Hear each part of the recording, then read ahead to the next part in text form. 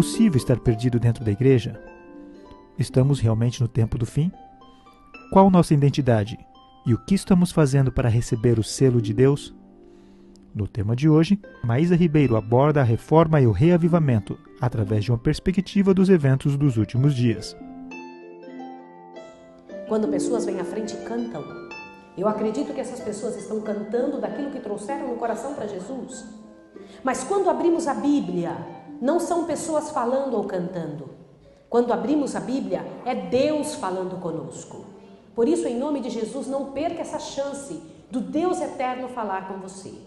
Clame ao Senhor, peça a Deus para que você não atrapalhe ninguém ao deixar Deus falar com você. Abra sua Bíblia no texto que estudamos ontem à noite, Romanos capítulo 13. Romanos 13, e eu preciso dar uma pincelada no que estudamos, para que você entenda a seriedade do que vamos estudar agora. Romanos 13, verso 11, eu vou ler, meus irmãos me acompanham, diz assim, verso 11. E fazei isto, conhecendo o tempo. Já é hora de quê, diz a tua Bíblia? Despertarmos do quê? Do sono. Por quê? Porque a nossa salvação está agora mais perto de nós do que quando aceitamos a fé. Olhe para cá, por favor, em nome de Jesus. Estamos nos últimos dias da história da Terra. Somos conhecidos diante do universo como o povo que conhece o tempo. Desde que eu sou pequena, e eu já sou adventista há 50 anos, a igreja tem nos ensinado que somos o povo que conhece o tempo. Conhecemos o tempo porque entendemos, pela palavra de Deus, que estamos no tempo do fim. O Senhor Deus te chamou para o tempo do fim. Portanto, esta mensagem é para pessoas que conhecem o tempo. Olha o que Deus diz através da linguagem de Paulo. Leia de novo no verso 11. É como se ele estivesse dizendo, ei, você aí que conhece o tempo, é hora de despertar do quê? Pois é, deixa eu lhe fazer uma pergunta. Você tem certeza absoluta que estamos no tempo do fim? Sim ou não? Fim do quê? Fim do quê, irmãos? Da graça, perfeito. E que mais? Alguns disseram fim do mundo, outros disseram fim do pecado. Não é fim do mundo, porque o mundo jamais vai acabar. O que Deus vai acabar aqui é o pecado. O Senhor Deus exterminará o pecado 100%. E onde o pecado existir, será destruído também, independente se forem pessoas. Compreendeu o que eu estou lhe dizendo? Sim ou não? Então o Senhor Deus diz para as pessoas que conhecem o tempo, ei, você que conhece o tempo, é hora de despertar do... E eu pergunto, quem se atreveria, conhecendo o tempo, quem se atreveria a estar dormindo num tempo terrível e miserável que estamos vivendo? Num tempo em que uma mulher tem a coragem de decepar a mão de uma criancinha e depois de decepar a mão de um bebezinho, o repórter perguntar para ela, por que você fez isso? E ela ter a coragem de dizer, eu fiz isso porque eu fiquei com raiva da mãe da criança. Num tempo em que um ídolo de toda a nacionalidade é capaz de matar a mulher com quem ele teve um caso amoroso, de quem tem um filho, e então picar o restinho que sobrou e dar para os cães comerem. Num tempo em que você não tem coragem de sair lá fora, de caminhar entre as pessoas sem medo, em que você tranca sua casa com chaves e grades, e que infelizmente todas as instituições estão falidas. Eu te pergunto, por que Deus resolveu trazer você para viver neste tempo do fim? Qual era a intenção de Deus? O que Ele tinha em mente? O que Ele espera de você no grande plano da redenção? Redenção, o que é isso? Desde que esse mundo entrou em pecado, desde que a primeira pessoa pecou, desde que a primeira pessoa passou para o lado de Satanás, o Senhor Deus tem lutado para trazer de volta os seus filhos para o seu redil. Você entendeu o que eu estou lhe dizendo? Sim ou não? E infelizmente nesse planeta, preste bem atenção no que eu vou lhe dizer agora. Tem somente dois grupos de pessoas hoje. Um grupo de pessoas que estão do lado do inimigo e outro grupo que está do lado de Deus. Essa é a verdade. Você entendeu o que eu estou lhe dizendo? O que você precisa entender é se você está do lado de Deus ou do lado do inimigo.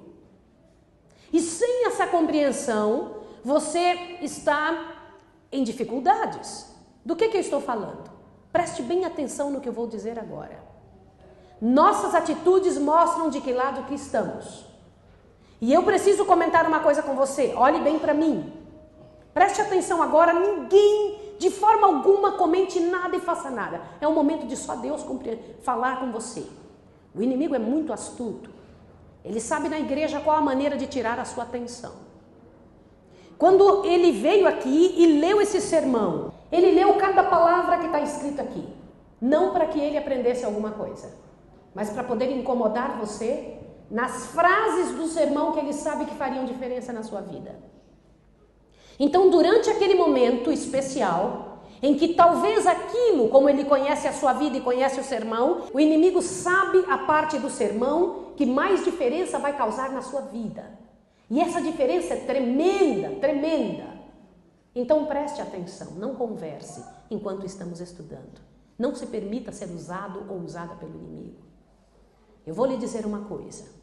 A cada década, o inimigo rouba um pouco da nossa verdade. Você ouviu o que eu disse? O que foi que eu disse? A cada década, o inimigo de Deus rouba um pouco da nossa verdade. Como assim? Cada década, irmãos, nós estamos aceitando algo que Deus nunca pode abençoar. Olha a frase que eu vou lhe dizer. Deus não pode abençoar o que ele amaldiçoou. Você ouviu? Existem atitudes, existem comportamentos que são 100% do inimigo. E o Senhor Deus não tem como abençoar. Mas nós, com o passar do tempo, estamos aceitando esses comportamentos em nossa vida, permitindo para os nossos filhos, permitindo em nossa casa, e então trazemos isso para dentro da igreja e mostramos isso ao mundo, e as pessoas pensam que ser adventista é o que fazemos. Ouça o que eu vou lhe dizer. A cada década, o diabo tem roubado um pouco da nossa verdade. O que uma geração tolera, a próxima aceita. Você ouviu o que eu estou dizendo? O que numa geração não era permitido de jeito nenhum, hoje as pessoas fazem e dizem, não tem problema algum. O que é que está acontecendo? Ouça bem o que eu vou lhe dizer. É possível que você que está sentado nessa cadeira esteja vivendo ou nasceu um adventismo roubado. Era essa a impressão que eu queria mesmo no seu rosto. É possível que você esteja vivendo dentro de um adventismo roubado. Por exemplo, você sabia que hoje em dia as pessoas estão pintando as unhas? E algumas de diversas cores, porque durante um tempo começou a se pintar as unhas de uma cor bem clarinha. Depois passou para outra e outra e outra. Você compreendeu o que foi acontecendo? A altura de nossas saias foi subindo de maneira que, infelizmente, hoje em dia as pessoas não se importam e acham que Deus não vai se importar. Como se Deus também mudasse junto com aquilo que eles dizem. Os tempos mudaram. As pessoas vão em qualquer tipo de divertimento, usam qualquer tipo de linguagem ou parecida com o mundo, e a linha que divide as pessoas do mundo e a igreja quase que não existe mais. Por que o Senhor Deus trouxe você e eu para vivermos aqui agora? Por quê? Qual era a intenção de Deus? Ele esperava o quê de nossa vida, de nossa história, como adventistas do sétimo dia, neste tempo, o tempo do fim? Enquanto as pessoas estão namorando errado, esperava o Senhor que nós adventistas namorássemos do jeito certo. Então eu te pergunto, qual é o jeito certo? Preste atenção no que eu estou lhe perguntando. As coisas comuns da vida, nós nunca fizemos um estudo bíblico para entender a respeito delas. Qual é o guia do cristão? Qual é o guia, irmãos? Você já parou para perguntar para Deus, Senhor, aonde eu devo procurar as roupas que eu visto? Aonde eu devo procurar? Qual é a sua instrução para o jeito que eu tenho que namorar? Qual é a sua instrução quando eu brigo na minha casa? Porque, infelizmente, hoje em dia, As brigas e dificuldades que temos são resolvidas no cartório ou então no divórcio. Esse é o método do mundo, não é o método da igreja.